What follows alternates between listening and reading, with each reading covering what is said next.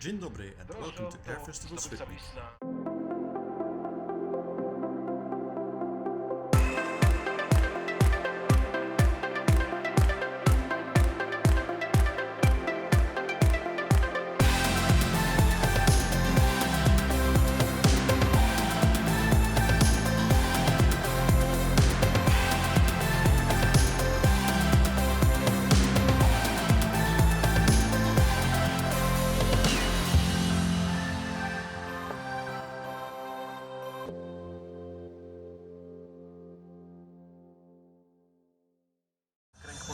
Welcome to the Air Festival Swidnik in the east of Poland, a biannual show that is often overlooked as one of the country's leading aviation events.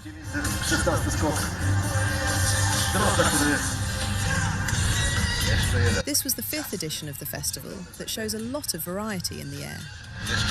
Opening the show were a local group of parachutists. Next, a Robinson R44.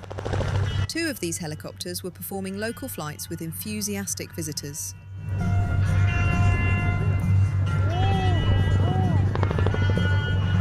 The helicopter is operated by Heli Solution. Heli Solution has established itself as a leading helicopter flight training and aviation services company. The organisation provides comprehensive pilot training, from private pilot licence courses to advanced commercial and instructor programmes, while also offering helicopter charter, sightseeing flights, aircraft rental and aviation event support. They operate a diverse fleet that includes Robinson R44 and R66 helicopters, Cabri G2 trainers, and classic aircraft such as the BO-105 and UH-1. Heli Solution combines modern training standards with a passion for rotary wing aviation. These four Cessna 152 touring aircraft of airshow partner Navcom Systems are small and agile aircraft designed primarily for pilot training.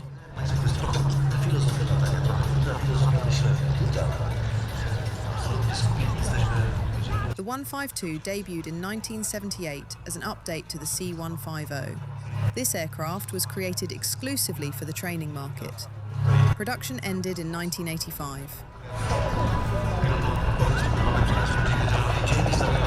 Over the years, over 7,500 Cessna 152s have been produced.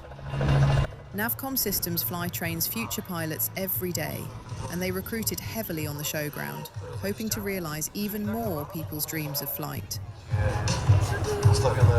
Here you see some of their instructors put on an elegant and tight routine in close formation. The Reims Cessna FA-152 Aerobat is a French licensed version of the popular American two-seat training aircraft, specifically certified for limited aerobatics. As you can see, it is quite manoeuvrable, showing off its amazing agility over Swidnik.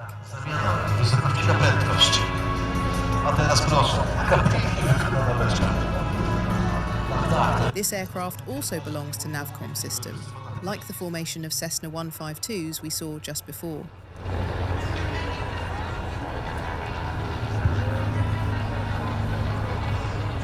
Here's the PZL 104 Wilga from the Swidnik Aero Club fleet.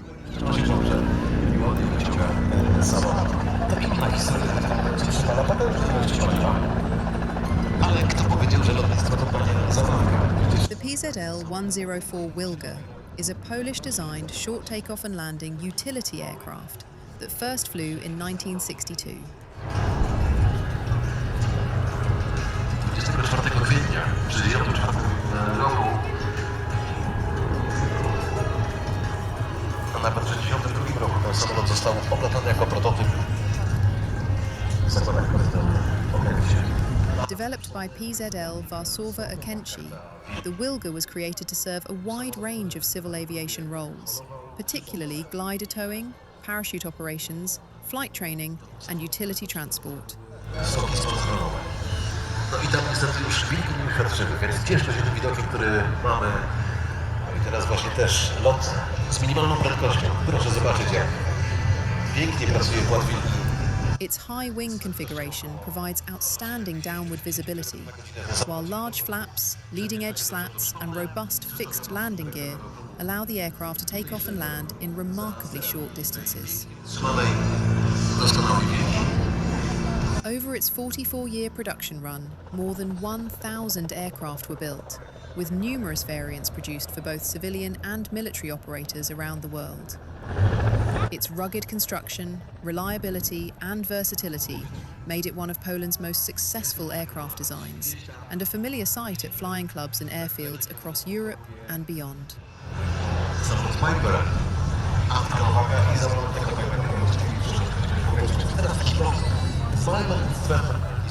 Next up was the Piper Cub demo team. Here we see Anthony Novak flying a legendary Piper Cub in US colours.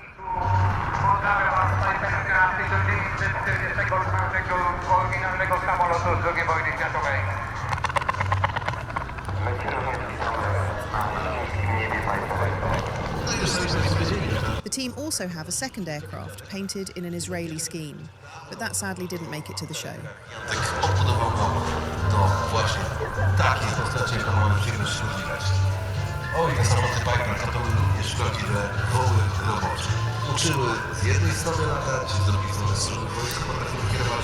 The Piper Cub is one of the most iconic light aircraft ever built, renowned for its simple design, affordability and gentle flying characteristics. During World War II, the Piper Cub was adapted for military service as the L4 Grasshopper. Although unarmed, it played a vital role in reconnaissance, artillery spotting, courier missions and medical evacuation. Its ability to take off and land in short, improvised fields allowed it to operate close to the front lines, where larger aircraft could not.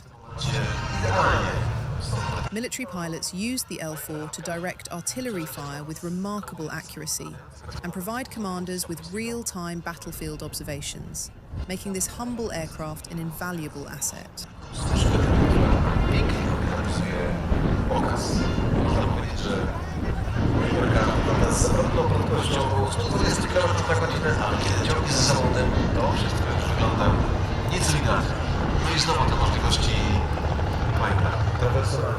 This Yak-18 is flown by Janusz Mis. The Yakovlev Yak-18 was one of the Soviet Union's most successful post-war training aircraft, designed to prepare generations of military pilots for the transition from basic flight instruction to more advanced aircraft.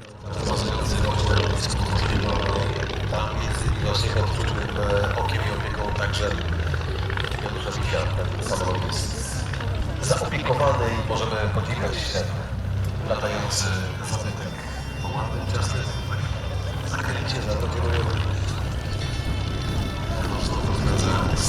First flown in 1946, the rugged two-seat trainer combined forgiving handling characteristics with simple construction, making it ideal for flying schools throughout the Eastern Bloc.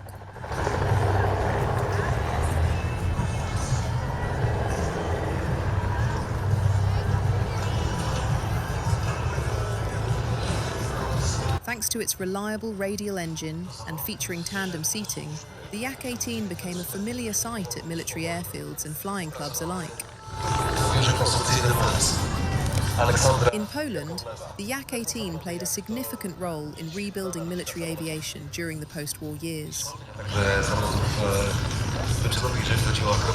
Operated by the Polish Air Force from the late 1940s, the aircraft became the standard primary trainer for aspiring military pilots, replacing older wartime types and introducing students to modern flying techniques before they progressed to advanced piston and jet trainers.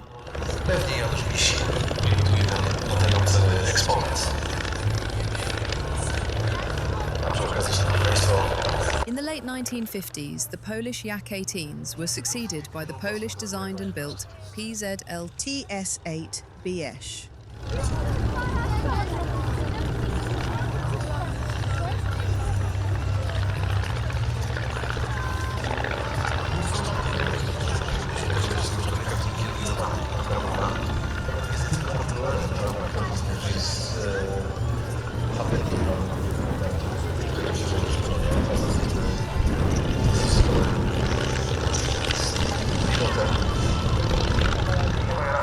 is probably best known for his nighttime displays, but Mathieu Dominiac also performs daytime displays with his BO-105, replacing fireworks with smoke effects.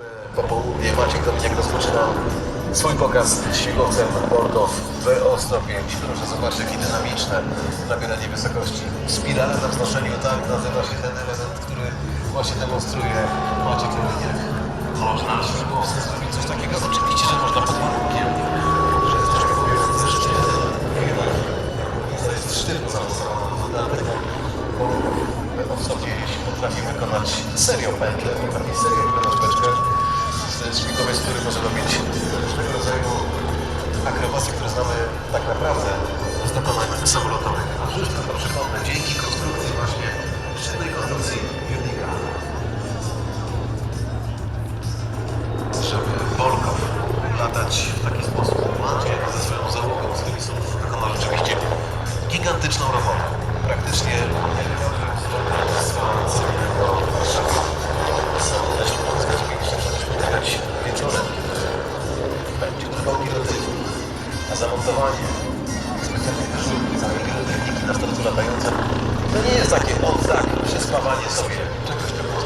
Wszystko jak to lotnictwie musi być odpowiedni wydatek, musi być odpowiedni materiał, oczywiście zgodnie ze sztuką kilka lat pracy możemy spodziewać właśnie.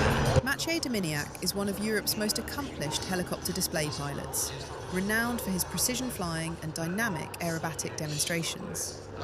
He is a helicopter flight instructor and fixed-wing pilot, and has accumulated extensive experience across several helicopter types.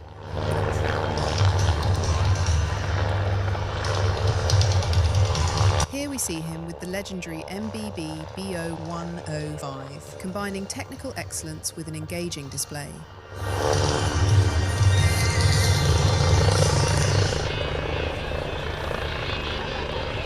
Before pursuing his aviation career, he also competed as a rally driver, including participation in the Dakar Rally.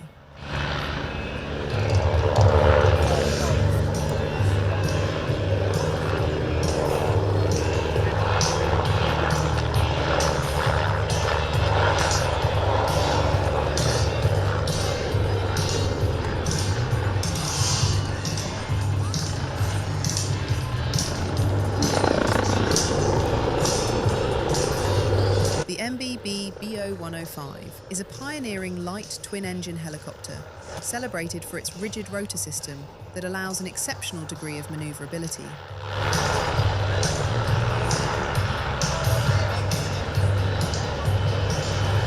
Introduced in the late 1960s, it was the first production helicopter certified for aerobatic manoeuvres, making it a favourite for spectacular flying displays.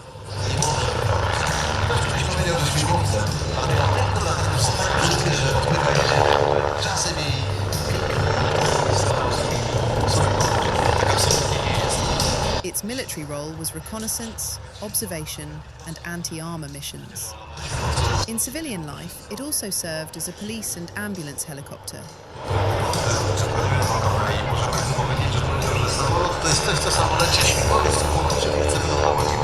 This helicopter also belongs to Heli Solution from Swidnik.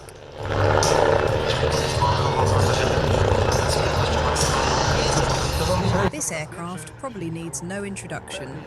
The legendary North American P-51D Mustang fighter, the Cadillac of the skies, is seen here flying over Swidnik in the hands of Marcin Kubrak.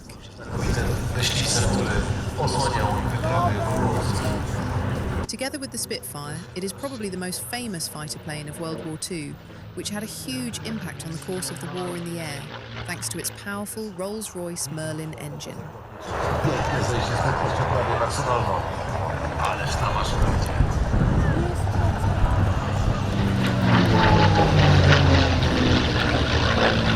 This particular aircraft was built in July 1945, too late to see combat in the Second World War. After serving with the US Army Air Force, it was transferred to the Royal Canadian Air Force in 1951, remaining in service until 1958.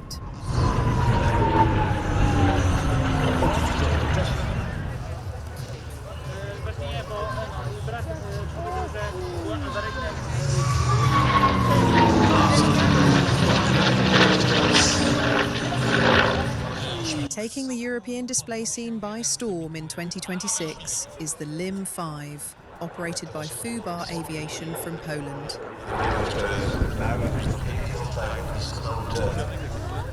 Też pamięta lata świetności polskich wojsk, teraz w cywilnych rękach.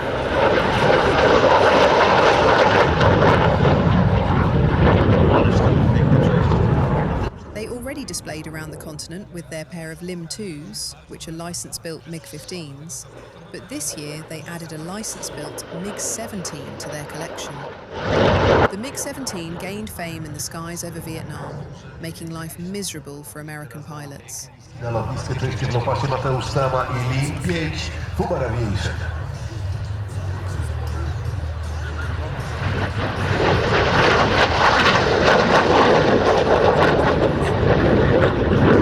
Following a licensing agreement with the Soviet Union in 1955, production began at the WSK Mielec factory, the first aircraft completed in May 1956.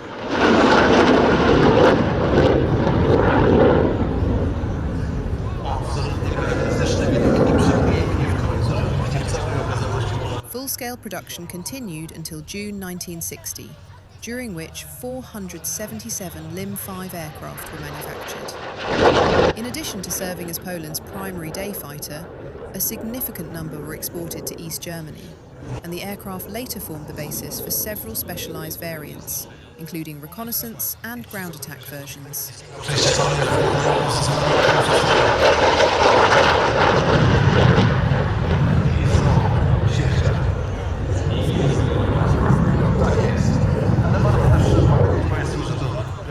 We stay with Polish classic jets with these three wonderful TS-11 Iskra trainers.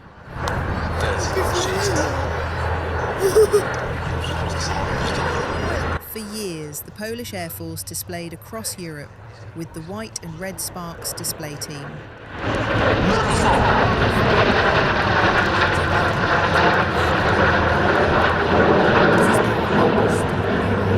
These aircraft were withdrawn a few years ago and replaced with the state-of-the-art M346.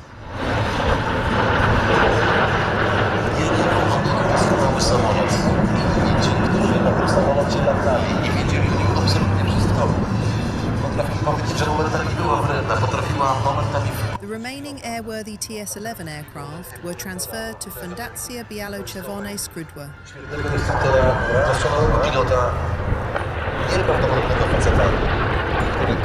Here we see just three of their aircraft displaying together in different formations of varying precision and tightness.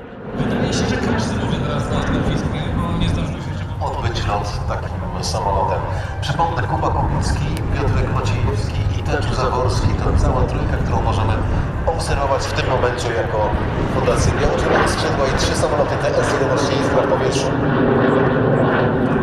Zawarte podkreślenia, tylko Tadeusz jest zawodowym pilotem wojskowym, bo zarówno Kuba, jak i Piotr są cywilami i zdobyli uprawnienie do latania na odrzutowcach poza strukturami wojska.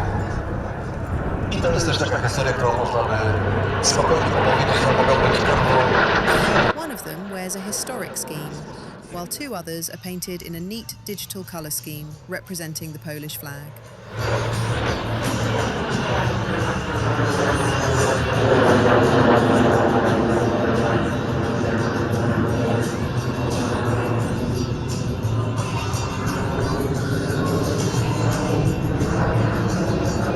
These aircraft have already travelled as far as Saudi Arabia, to the delight of the audience there.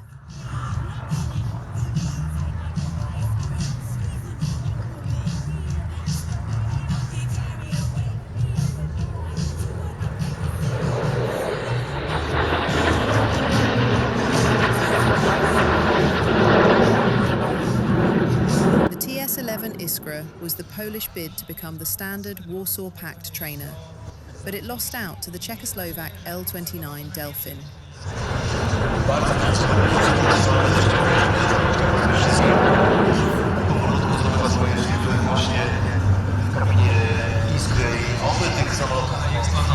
Ale chcę ciągle może słuchać. Chłopaki są organizacji współpracują z ONY i te nowe iskry miałyby służyć jako zespół demonstracyjny i rozdzielniać, mam nadzieję, Poland built them for their own use, and they stayed in service until 2021, including the Polish National Display Team, which was based at the Polish Air Force Academy at Deblin, not all that far from Swidnik.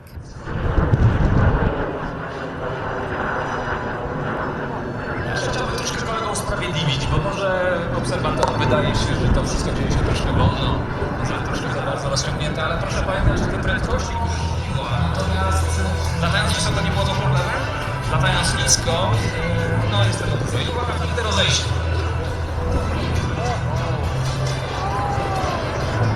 Piękne rozejście tunelu. Trio, LS-11 Iskra, niskie przejście jednej z Iskier. Efektowny low pass. I tu w kontraście mamy zupełnie inny rodzaj latania. Promienie są małe, prędkości nieduże.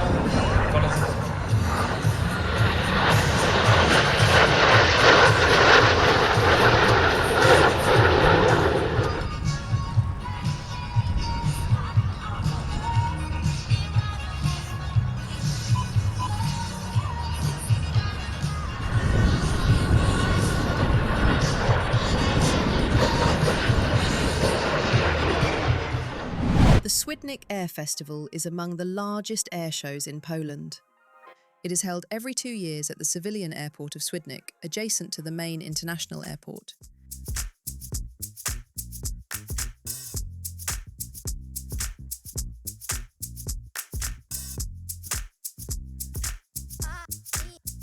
The airport is also home to the PZL Swidnik helicopter manufacturer, part of the Leonardo Corporation. Participants took off from both the airport and the civilian airfield, in some cases relocating from one to the other prior to the flying display. Myślę, że wszyscy fani i starzy wyjadacze pokazu lotniczego.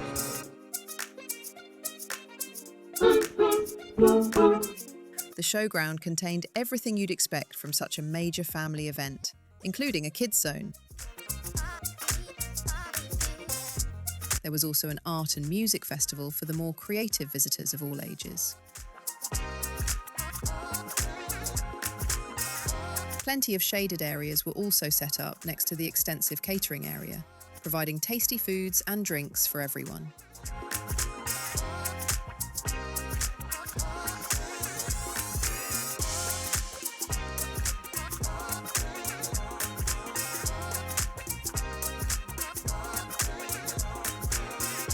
Souvenir hunters could shop to their heart's content at the many trade stalls, while local clubs and companies also presented their activities to visitors.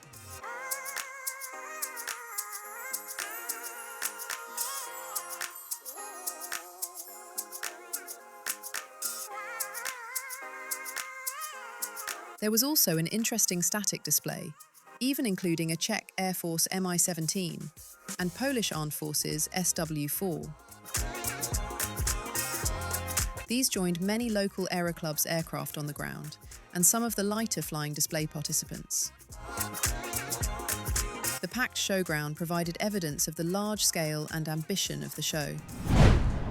Aerosparks are well known for their spectacular nighttime displays with their 2 Grob 109 motor gliders, but they also perform their aerial ballet during daytime. Rozpoczynać swój lot przy włączonych silnikach, potem mogą go wyłączyć. Oczywiście podczas pokazu i Robi i Guy oczywiście mają włączone silniki, bo to jest nieodzonym elementem tego metropokazu, że idealnie, ale proszę zwrócić uwagę, że ta mała łupinka, ten mały motoszybowiec przyleciał do nas prosto z Wielkiej Brytanii. Tak jest. Wspomniałeś, że to są nieodżałowany Fox, który nie jest już produkowany, ale mając sprzęt potrzeba jeszcze operatora. I tutaj też było bardzo dobrze. Wszystko się zgadza. Ale cieszę też, że gdyby tak rozejrzeć się po klubach w naszym kraju, to jednak szybownictwo chyba ma się dobrze. Kursy szybowcowe, tak zwana podstawówka szybowcowa ma się dobrze, jest wielu chętnych na to latanie i to jest właśnie to tam. This display consists of the same maneuvers as the display in the dark, giving the audience a very different view of their routine. Macierz może, praktycznie nie słychać tego silnika. Ale też widzą Państwo, jak wiatr potrafi przeszkadzać. To teraz widać połączenie właśnie tych kryków z dymu zezwolnictwem, które zostawiają motorzymowce kręgu i jak trzeba walczyć rzeczywiście z tym, żeby Next, we get this combo of aircraft from Slovakia, the Retro Skybox team with Zlin trainers and a Yak 52.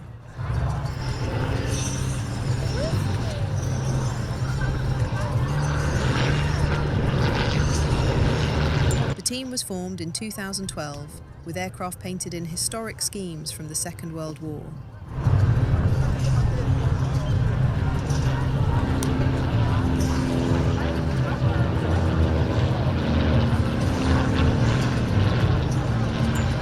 This helps them put on dramatic World War II themed aerial reenactments.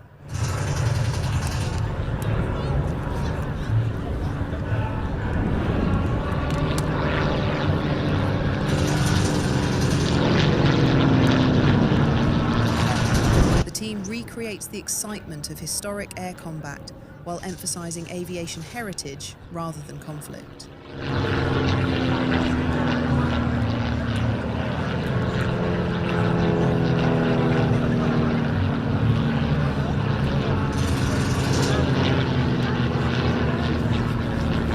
At Swidnik, they performed without their usual ground pyrotechnics. The demonstration here features a collection of Zlin 226 and 526 aircraft, representing a dogfight between German Messerschmitt 109s and American P-51 Mustangs.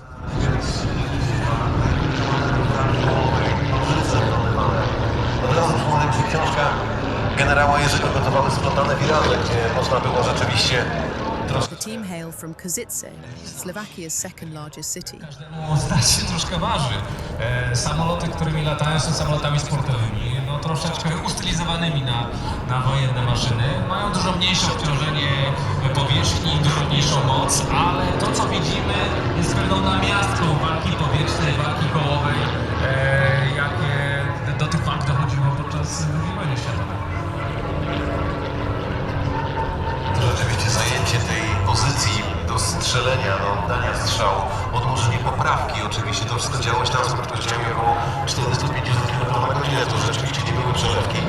Prędkości i wysokości mają tutaj duże znaczenie. To prawda. Kiedy samoloty klasy Fokker które latały wysoko, często z tlenem.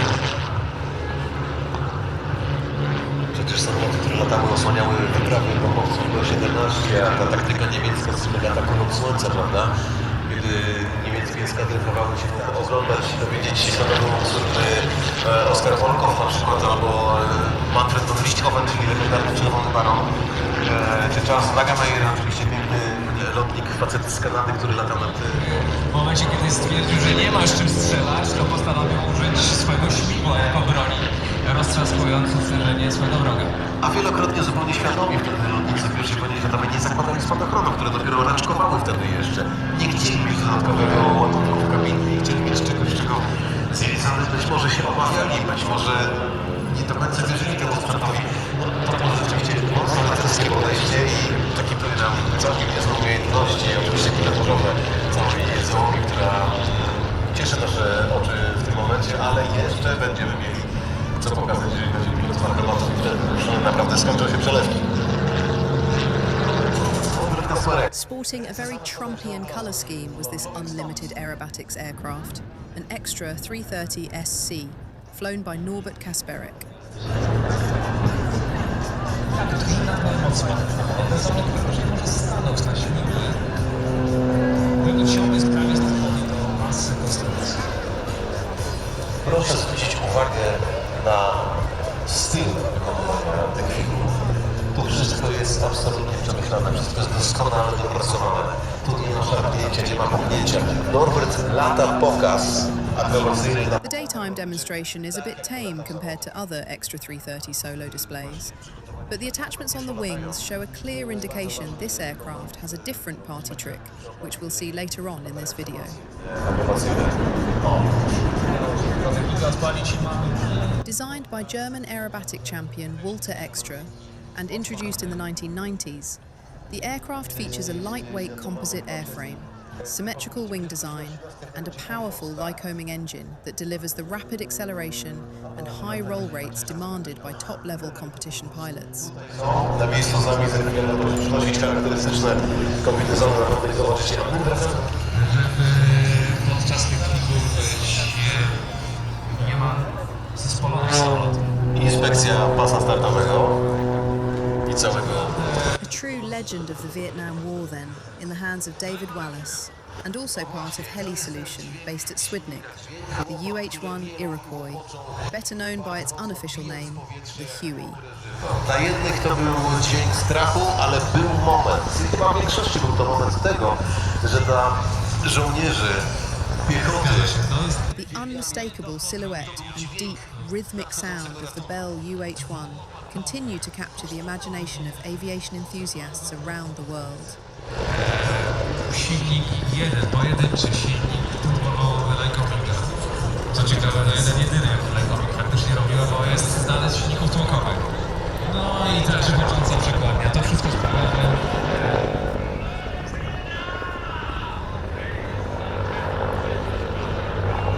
No i oczywiście nie dało się inaczej. Musieliśmy powiedzieć Good Morning Vietnam. Jak to jest w klasycznym już filmie. Dawid Wallace za sterami tego sprzętu latającego. Oczywiście kiedyś Dawid Wallace też próbował mnie namawiać do tego, aby komentował pokazy, które współpracował wiele lat z Arturem Kielakiem, jako jego człowiek na ziemi. Ale teraz okazuje się, że Dawid Wallace powozi tym oto. Now, thanks to Heli Solution, this legendary helicopter, which used to be operated by the German armed forces, has found a new home in Poland.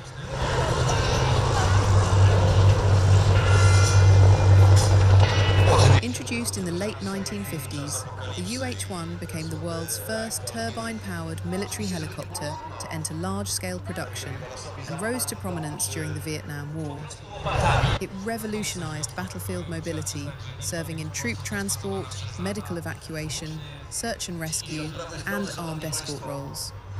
Its unmistakable two-blade rotor sound became synonymous with military aviation, and over the decades, the Huey has proven itself equally valuable in firefighting, disaster relief, and humanitarian missions across the globe. This is Artur Kielak, one of the most recognizable Polish aerobatic pilots, creator of the spectacular Full Force Aerobatics project, flying his Gamebird GB1 to great effect.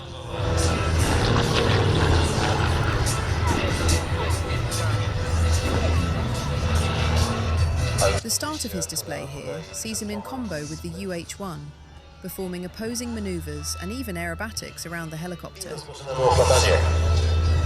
Tak jest. Pomysłowy numer Artura.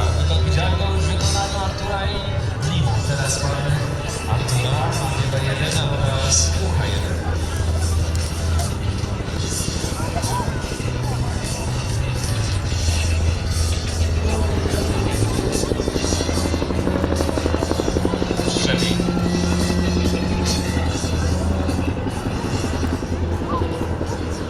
We'd see more acts combining in the air throughout the programme. In the past, Artur also put on a combination display with the Polish Air Force MiG-29 at several air shows.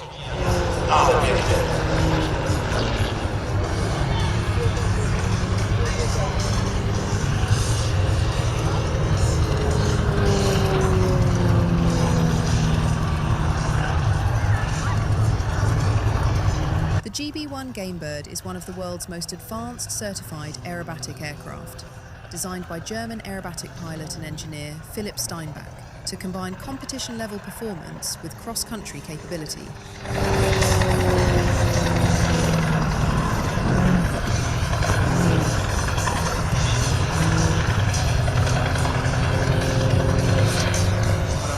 Na własny rachunek, praca na własne nazwisko, to, że jest to facet znany w tym kraju nie tylko, doskonale wiemy, na co dzień prowadzi przecież Boeingiem Dreamliner u przewoźnika. It is a two-seat carbon fibre monoplane powered by a 303 horsepower Lycoming engine, driving a four-blade MT propeller.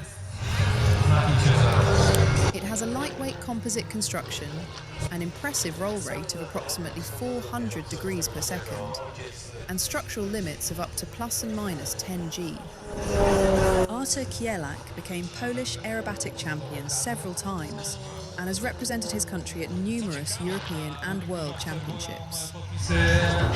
To many, one of the highlights of the air show was the Swedish Air Force Historic Flights participation with 2 aircraft.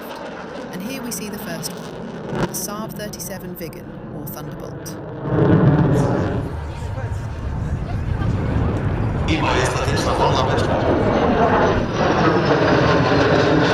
The Viggen was the main combat aircraft for the Swedish Air Force from the 1970s until the 1990s. Its rugged design allowed it to operate from roads instead of fully equipped air bases, a useful feature in case of attack.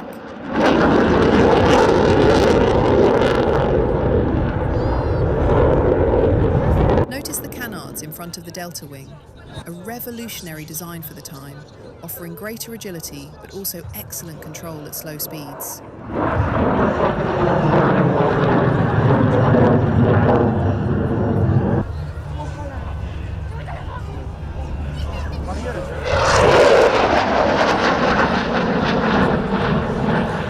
To wygląda jak absolutna wieźma lecąca na wiatr.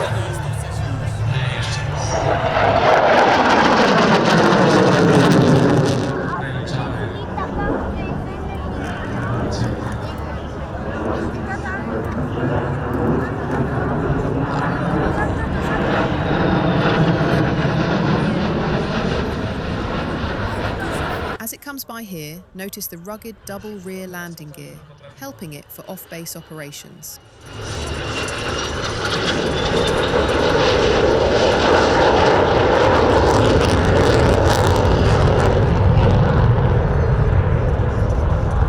The Yakovlev Yak-55 is one of the most recognizable aerobatic aircraft to emerge from the Soviet Union, designed specifically for world-class competition flying. Również pięknie kręcił na jako 52 i pomyślałem sobie, że to jest odpowiedni człowiek na odpowiednim miejscu. Klasyczny pilot i klasyczny samolot. I tu mamy dokładnie to samo, taką sytuację też lustrzaną. Developed by the Yakovlev Design Bureau as the successor to the successful Yak-50, the Yak-55 first flew on the 28th of May 1981. It was created in response to changing aerobatic competition styles, which increasingly favoured tighter, lower speed manoeuvres over the larger, high-energy routines that had previously dominated international contests. Tematem dominantem. I bardzo dobrze, bo przecież lotnictwo łączy, a polityka czasami niekoniecznie.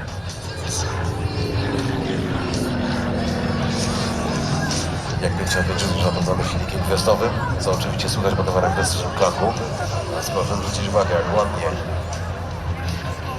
tomknął. The all-metal mid-wing monoplane features a thick, symmetrical wing section that provides outstanding inverted flight characteristics and exceptional structural strength.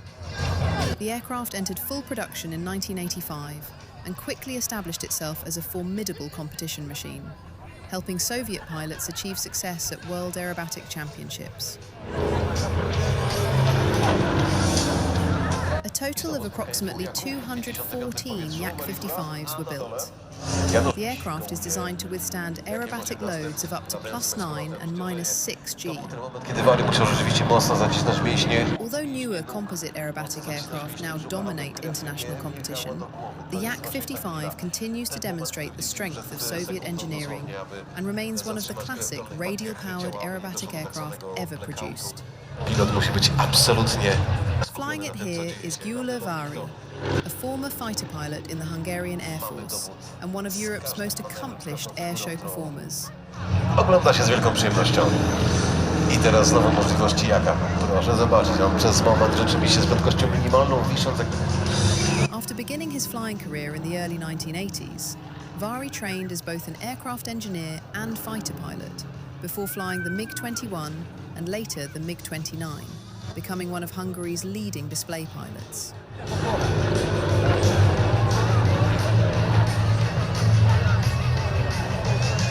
He earned international recognition through spectacular demonstrations at major air shows. Proszę zwrócić uwagę.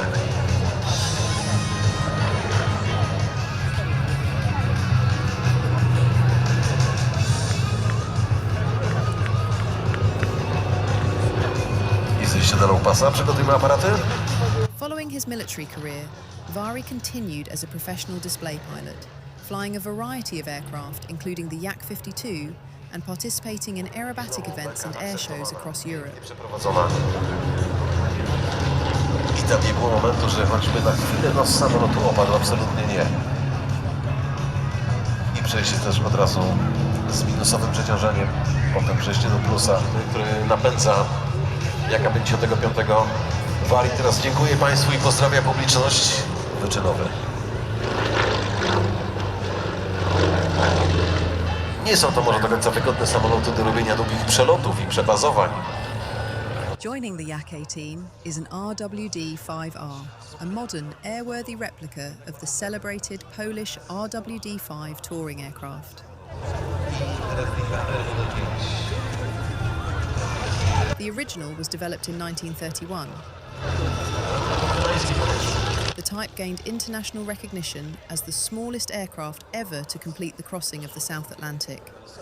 The RWD-5 became one of Poland's most significant pre-war aircraft, symbolizing the country's advanced aeronautical engineering.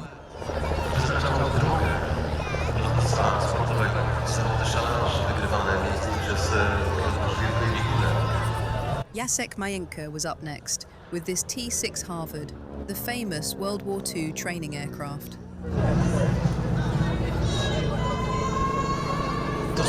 In his day job, Jacek is a captain with Polish national airline LOT on the Boeing 787 Dreamliner.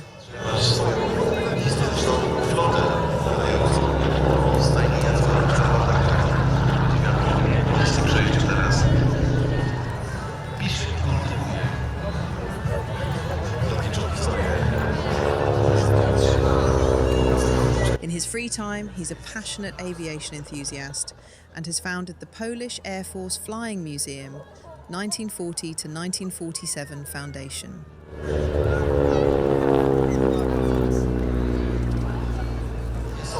This is a Pitts S-2B aerobatics aircraft flown by Bartosz Castelli.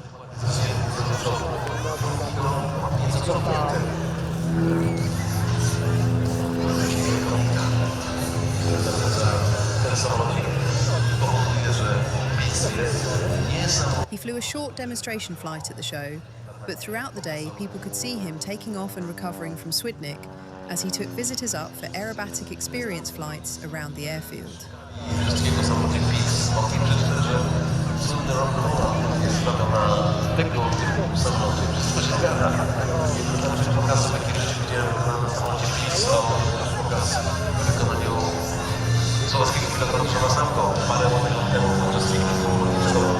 This is the second aircraft the Swedish Air Force historic flight brought to the show, the Saab SK-60, or Saab 105 as it was called for export.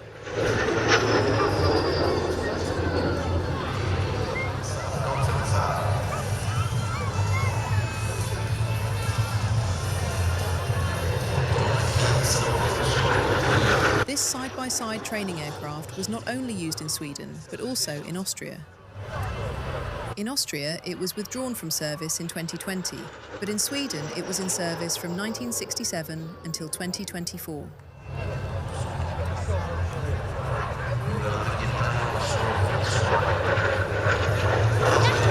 This aircraft is actually flown by the last demonstration pilot of the Swedish Air Force in the SK-60, call sign Princess.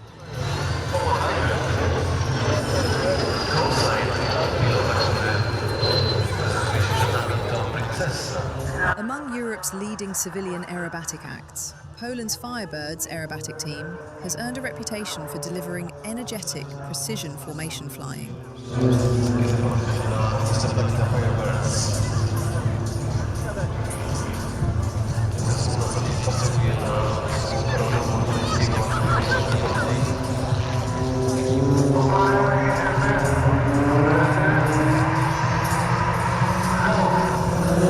They are based at Katowice-Makowiec Airport, and the team flies a striking formation of Extra 330 aerobatics aircraft, including the high-performance Extra 330 SC and 330 LC.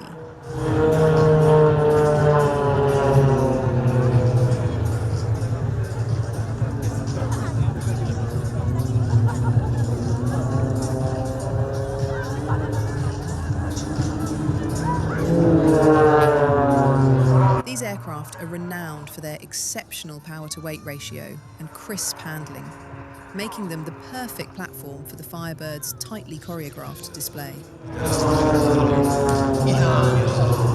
The Firebirds are flown by accomplished Polish aerobatic pilots Adam Labus, Łukasz Świderski and Sebastian Nowicki, each bringing extensive experience in competitive aerobatics, display flying and advanced flight instruction. Joining them after their first few manoeuvres is famed Polish aerobatics pilot Łukasz Czepiela, who we will see in action later.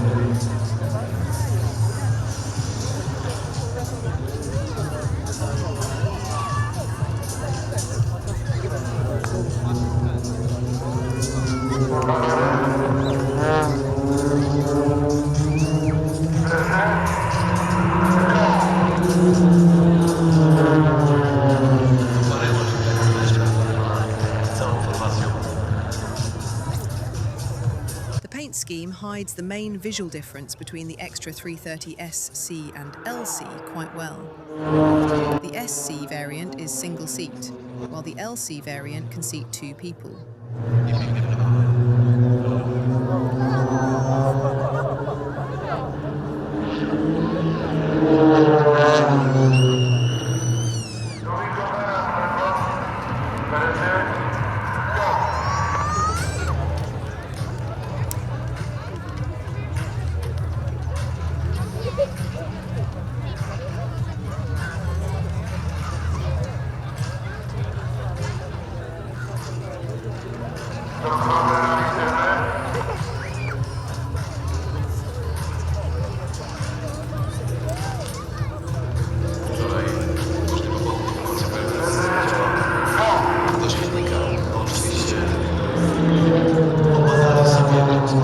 The LC is slightly heavier and has more roll inertia due to the extra weight.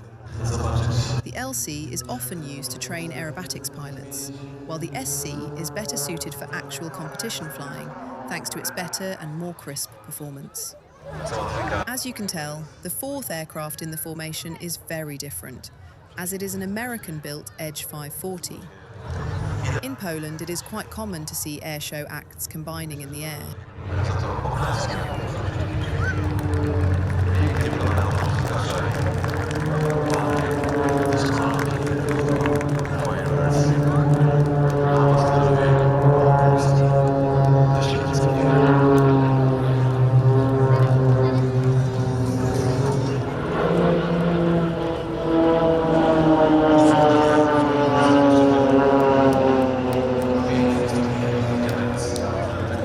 Founded in 2014, the leader, Adam Labus, is an aerobatics instructor. Łukasz Świderski is Polish national aerobatics champion, while Sebastian Nowicki is an Airbus 320 captain for his day job.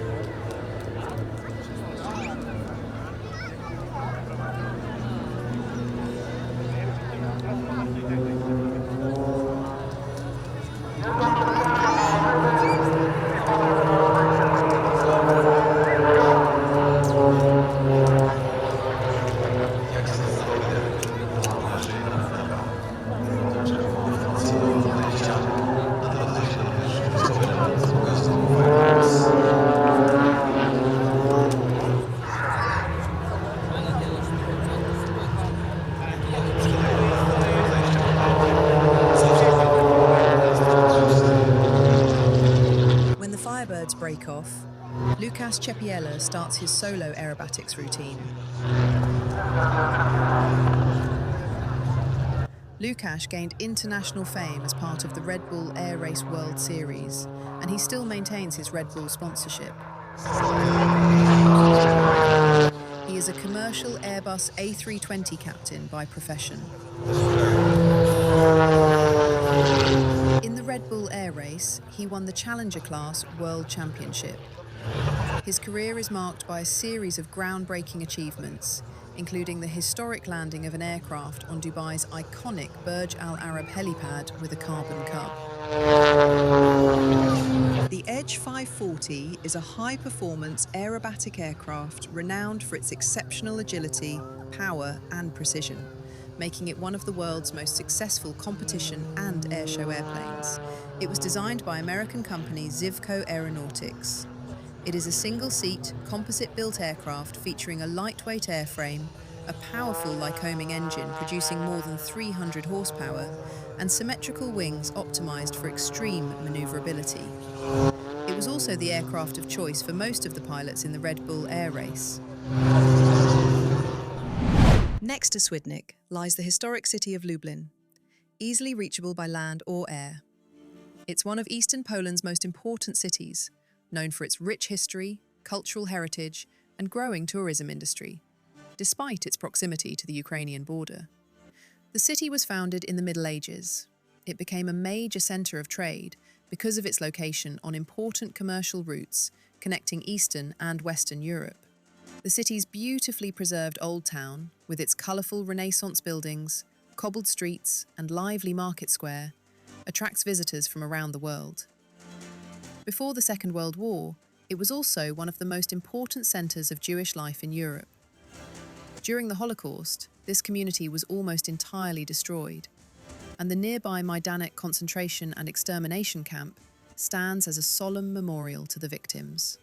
Today, the city is an important academic, cultural, and economic centre. With modern infrastructure, a strategic location near the European Union's eastern border, and a strong emphasis on innovation and education, Lublin continues to attract investment while preserving the historical character that makes it a unique destination for both tourists and businesses. The Swedish Air Force Historic Flight performed a second demonstration with its Saab AJS-37 Viggen as the light faded, making its afterburner stand out just a little more.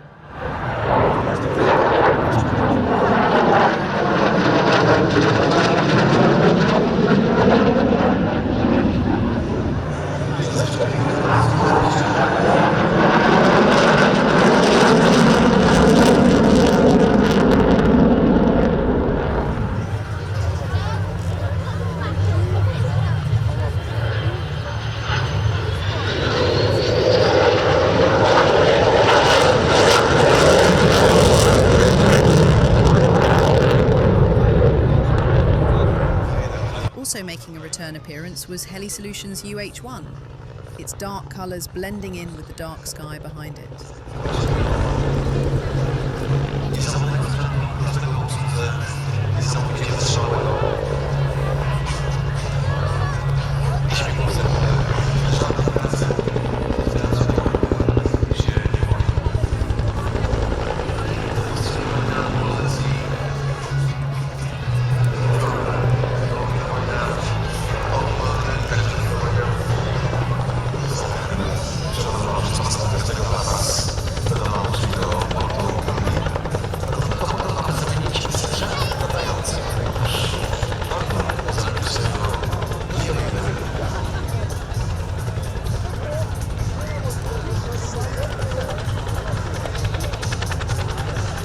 As the Huey comes to a hover in front of the audience, it had a little surprise in store.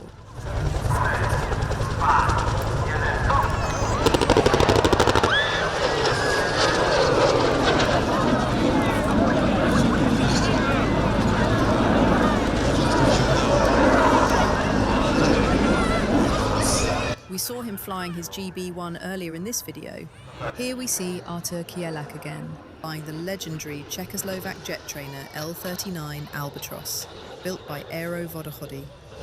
Enthusiasts can actually go for a flight with this L-39, nicknamed Dark Star, for an authentic jet flight experience. During this demonstration, he shows off the maneuverability of the L-39 well, even if it is difficult to make out in the darkening sky.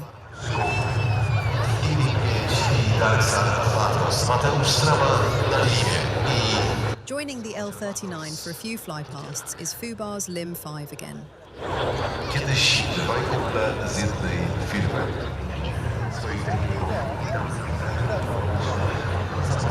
With the dark sky in the background, the enormous afterburner flame is well visible.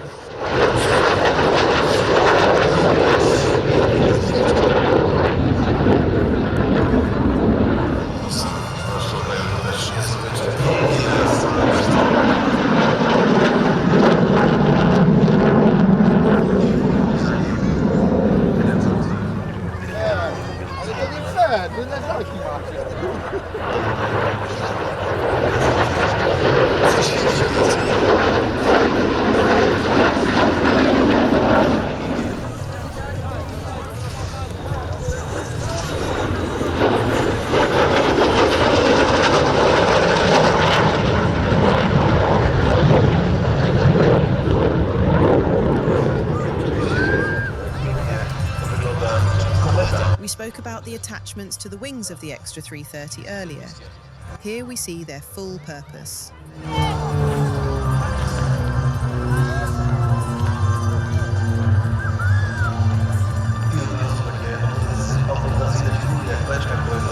Piękne kombinacje wykonał Norbert zupełnie inaczej. To wszystko wygląda na gra trochę innej temperatury, trochę innych emocji, trochę spokojniejsze. Znaki zostawiam Państwa sam na sam z Norbertem Kasperkiem.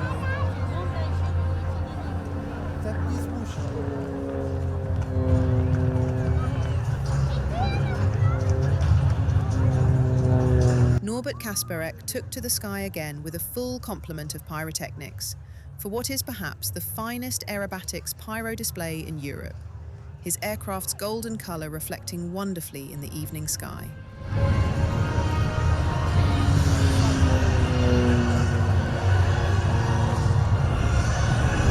The routine may still not tax the Extra 330's capabilities, but the different types of fireworks provided plenty of excitement throughout its routine.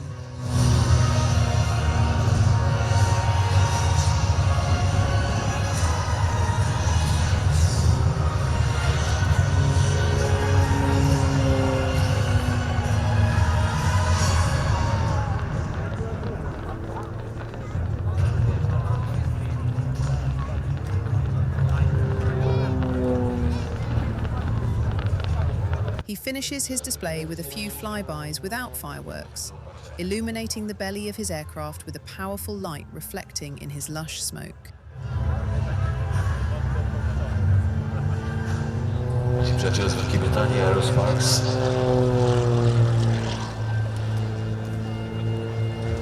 A swojej umiejętności. We saw the three ship during the day. Here are two of the classic TS-11 training aircraft returning for their nighttime display over Swidnik, with underwing sparkle streamers.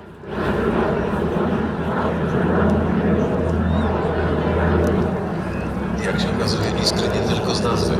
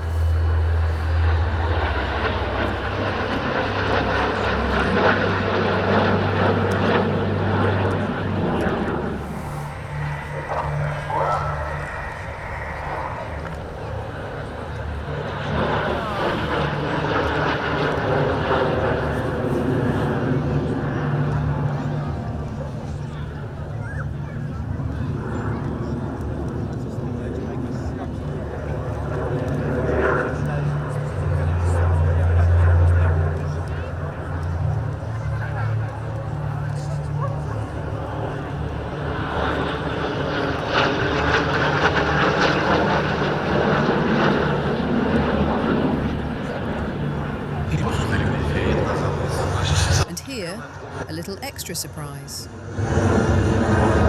Jedna z TS-11 Iskra. Przepiękny widok.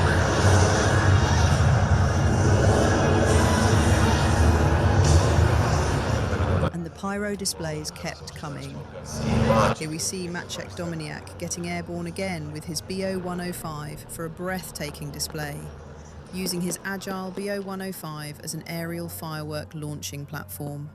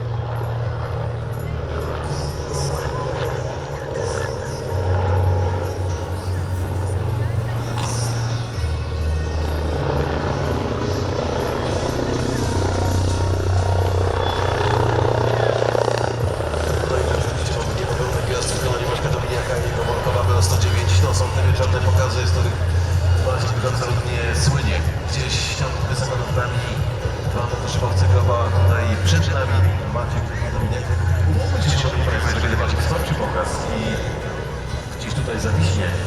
Proszę Państwa, bardzo proszę włączyć latarki w swoich telefonach komórkowych i pomachać do niego, będzie płacił za pokaz. Ale to dopiero wtedy, kiedy Maciek będzie kończył. Na razie obserwujemy, jak pięknie tutaj prezentuje się śmigłowiec synu.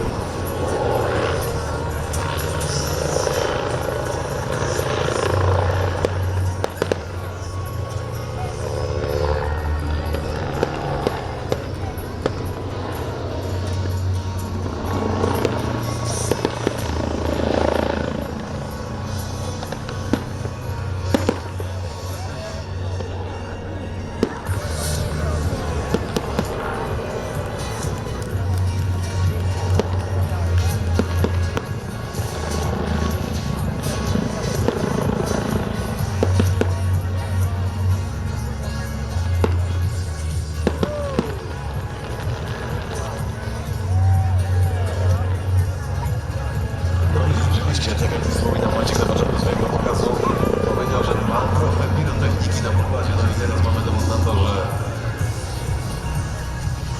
po jednej baterii, która tylko skończyła eksplozję, w niebie pojawia się kolejny element związany z pirotechniką zainstalowaną na śmigłowcu Volco Pro 105 Maćka Dominiaka.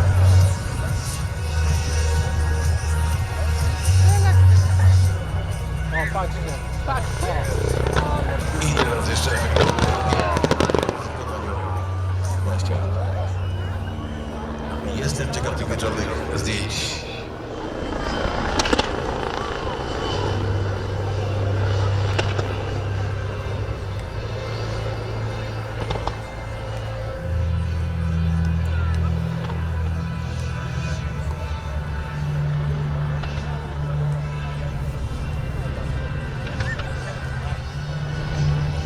Here we see him running in for his grand finale.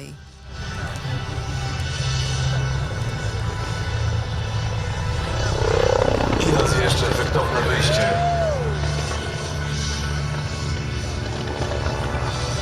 W powietrze z idealnym rozstrzeleniem flar, które umiejscowione są po bokach Volkowa. Czyli kolejny radio Tombstone'a.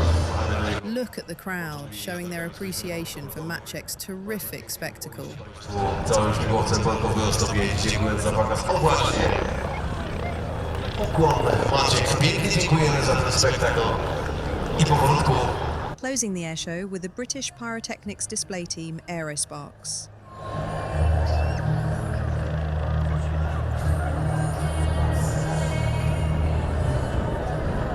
Rob Barsby and Guy Westgate showed off the graceful flying characteristics of their Grob 109 motor gliders to great effect.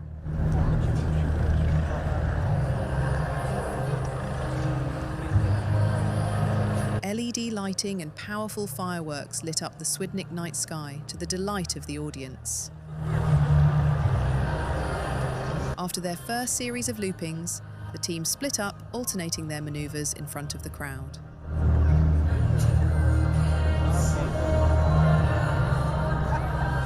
The Grobs are such efficient gliders you can barely hear their engine.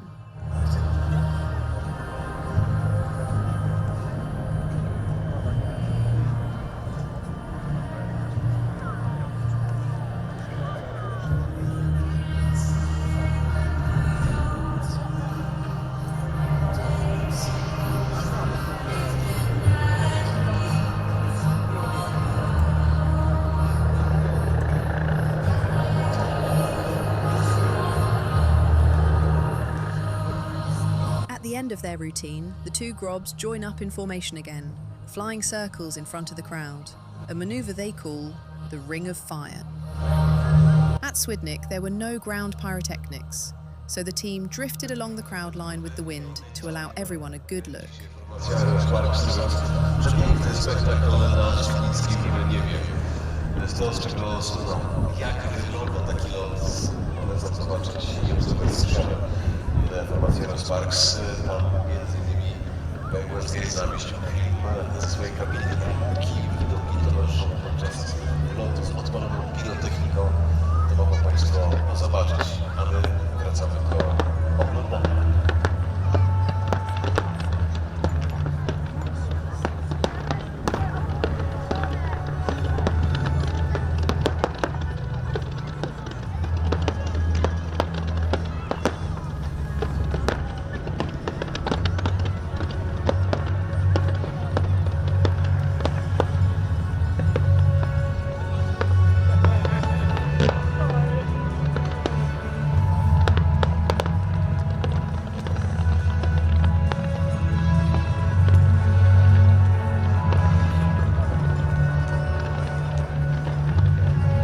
The show was supposed to be closed by the Flying Dragons from Poland and a solo paramotor, but a heavy rain shower scuppered those plans as it moved across the airfield, making Aerosparks the final act of the evening.